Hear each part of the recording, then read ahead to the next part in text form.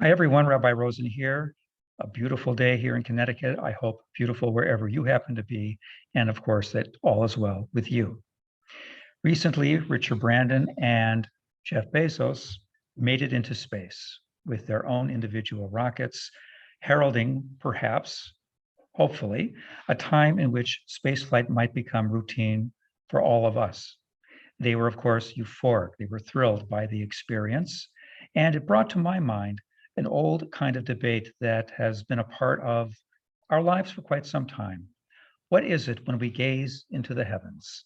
If the conditions are just so, and it's a clear night, and we can see the Milky Way, what is it that we are actually viewing? Carl Sagan once said this: who are we? We are just an insignificant planet of a humdrum star, lost in a galaxy, tucked away in some forgotten corner of a universe in which there are far more galaxies than people. Not terribly encouraging. Or might our viewpoints be more along the lines of the poet, the worshiper who looks up into the heavens, sees the magnificence of all there is to view there, the grandeur and the beauty that is there, and realizes we too are a part of the cosmos, and how delightful and wonderful that is. Surely the sign of God in our midst. We see in our Torah portion this morning an echo of two different viewpoints that give rise to the power of this message. And in case there's any doubt, I certainly prefer the religious one to Carl Sagan's. We find again the Ten Commandments. The first time we see the Ten Commandments, we have an echo of this majesty of the universe when it comes to Shabbat. Remember the Sabbath day, keep the Sabbath day, because in 6 days God created everything. Now it is your opportunity to rest.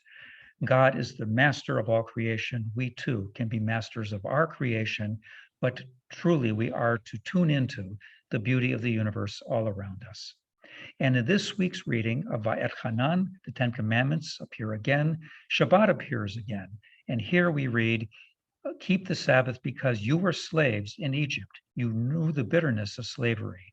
If you can be a free person, if you can then be able to throw off the shackles of slavery, you too merit the experience of Shabbat. A person who is forced to work is never a free person. We ought to be able to rest. And when you put the two together, a very powerful message comes to the fore. We are to take note of the majesty of the world, to be awed by it, to be consumed by the wonder of all that is around us, and to know that God is the ultimate designer of that universe. But by the same token, there is an ethical component.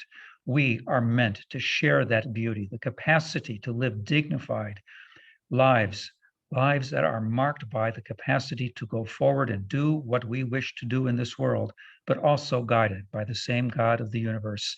We should be free, all of us, no matter what our economic background, to see our part in this broad and magnificent place that we call planet Earth and beyond. Taking it all together, it basically says this: let us not only know the awe of what we are capable of observing, but that we are here to create a lot of heaven here on earth. Wishing you the very best, and Shabbat Shalom.